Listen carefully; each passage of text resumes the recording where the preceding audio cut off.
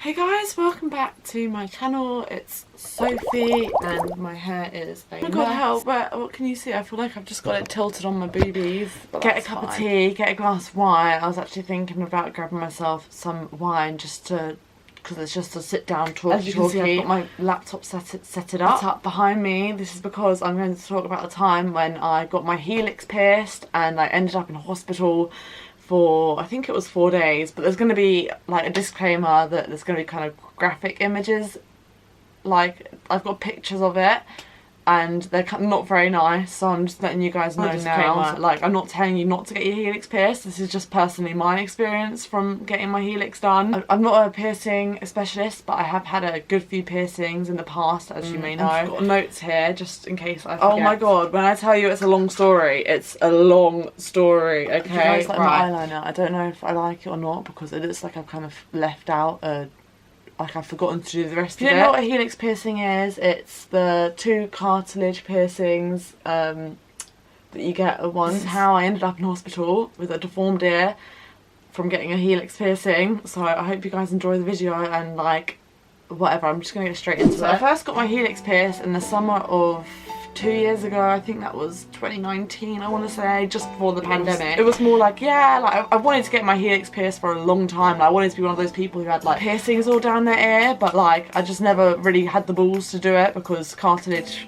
piercing scared me a bit. Yeah, I'd been to the piercing shop before, like for my nose piercing. I got my septum pierced there, I got my smiley pierced and my ears pierced, like everything was fine. I got my helix pierced with a needle, so they would stab it once and then stab it in the second time. The shop is very clean. I think I paid like at least 40 or 50 quid for the piercings. Before I got it done, I did ask the lady if it would be alright if I got them pierced at the same time instead of getting one cartilage pierced and then wait for it to heal and then get the other pierced. But she said it was alright to get them both at the same time, so I was like, oh hell yeah, then let's just go for it. Anyway, fast forward, I got it pierced, it was painful. A few days later, it started to get painful, but that's what you would expect because you just stabbed your ears. About a week later, I was actually staying around my mate's house and my ear started like throbbing. It was swollen and like, it just wasn't like, not like how a normal piercing would be, so I knew that there was something like up with it. The day after that, I went straight back to the piercing shop and I was like, help, what's happened to my ear? Because it was really swollen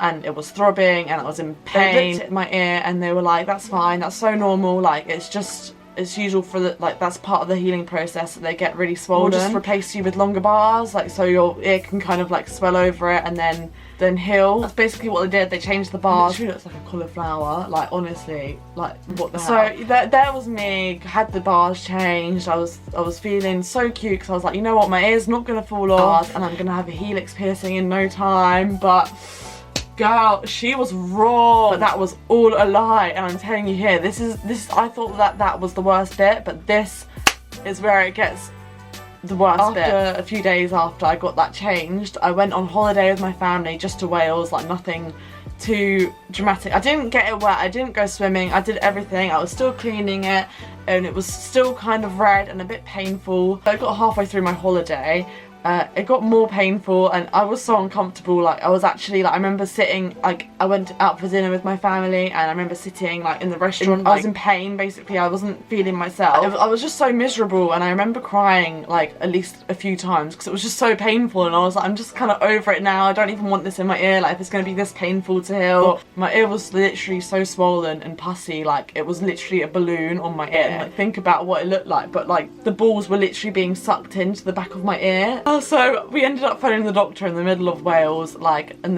literally the nearest doctor was like a half-an-hour drive away. We were literally staying in the middle of nowhere. So me and my dad went to this doctor's in the middle of Wales and they prescribed me like this drug, and I have a picture of it, I think. I don't know what it was called, I can't tell you on the top of my head. Dad, if I started taking these it would slow down the infection and as well, people are probably going to cringe, but what the doctor told me was that I had to squeeze the pus out of my ear, like of the piercings, like to drain it almost. Like someone who's just gone to the doctor, you're going to do what the doctor told you, right? Like I thought that my ear was probably going to be my sister and my dad were literally pinning me down on the bed, like squeezing my ear. I was literally screaming in agony. I can't even explain. I'm not even being dramatic. Like, I don't think I've ever had that much pain in my life. So a few days passed and I mean, it seemed to stay the same. Like, it got a little bit better but I don't remember it getting like really better. I got home from holiday and I started working at a beer festival. I work in a pub,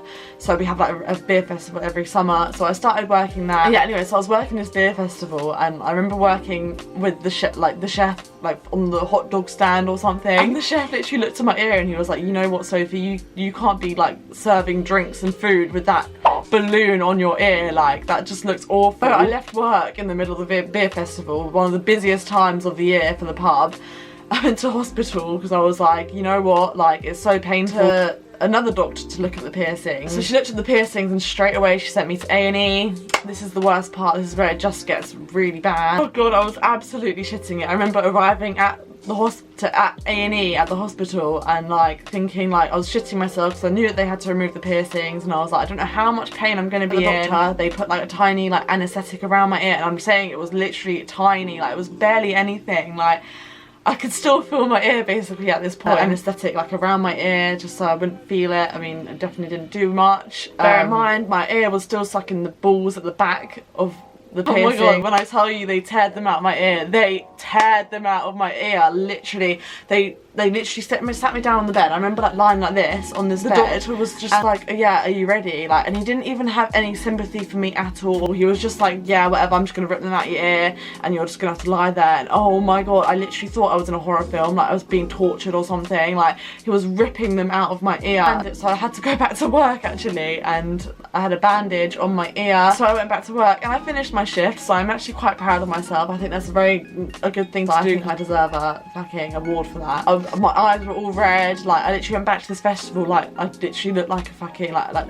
I've been tortured. It doesn't end there, it's not even finished, like this isn't even halfway the story. When I came out of the doctors, they gave me they gave me drugs. I think it was probably the same amount, or they maybe upped the dosage of the drug that I was taking, and they were like, if you carry on taking these, the infection will go, like it should be fine. So I had Reading Festival the next weekend and my dad was like, I don't even know if you're going to be able to go unless you go to the doctors. Not going to miss out on a good time with my friends. I'm so excited for this festival, and my dad was telling me I should be contemplating not going because of my ear. It was so painful, like I can't even tell you how like not uncomfortable it was. I mean, I'm not going to lie, I don't regret it because I had a really good time. I spent the majority of my time at Reading Festival cleaning my ear, and like, my friends, bless them, they were trying to be really nice. They were like, it doesn't look that bad. But, like when I look back at pictures, it was awful. Like I think you could probably spot my ear from like a mile off, it was that bad. So I spent the majority of my weekend not enjoying my time there, to be honest, because my ear was in pain, it was passing a lot and I had to clean it. It just really wasn't cute at all. Usually in evenings at festivals you would go out and get drunk with your friend every night, and I'd be tired because I didn't sleep the night before because my ear was hurting. And the whole fact, obviously being at a festival, I couldn't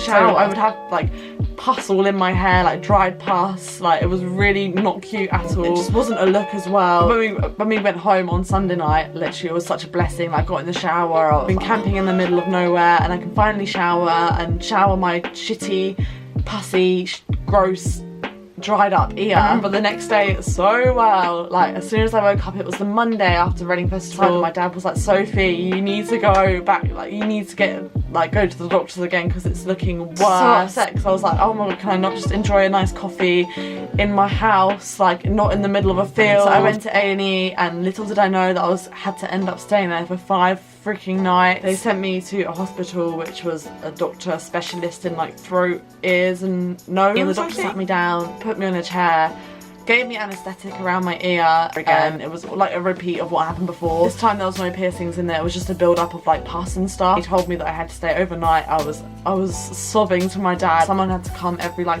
5 hours to check my blood pressure or something. I didn't sleep at all. The next day a woman came to look at my ear again, and guess what? Same again. She had to sit me in a fucking chair, torture chair, squeeze the pus out again because the pus kept on coming. This time they actually had to stitch, like cut open my ear. They sat me down and they gave me the same anaesthetic as before.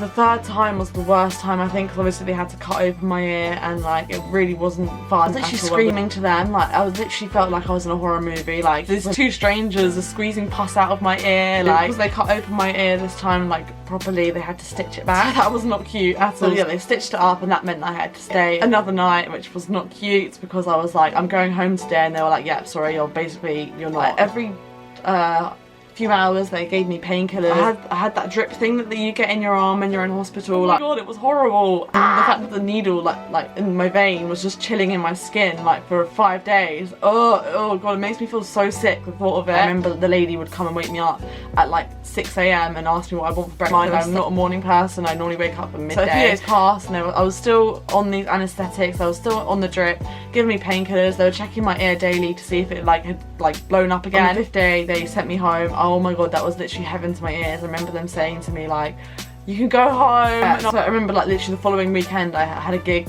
with MGK. Like, I literally rocked up at this gig with like a bandage on my ear and I was getting a few weird looks, but like that's dedication right there. I was like, I'm not missing this gig. I did have to go back a couple times for checkups on my ear. I think I went back twice. The second time they removed the stitches. Like there was like a blue stitch that I had to keep in my ear. When they took the stitches out for the last time, my ear actually did look somewhat normal, which I was kind of like happy about. As you can see, there's like a little dip in it and I was like, you know what, that's fine. Like at least I've got like a normal looking ear. I didn't really think much of it. I was just really happy to be home and have a ear which wasn't infected. Over time though, as you can see, my lid just like kind of collapsed.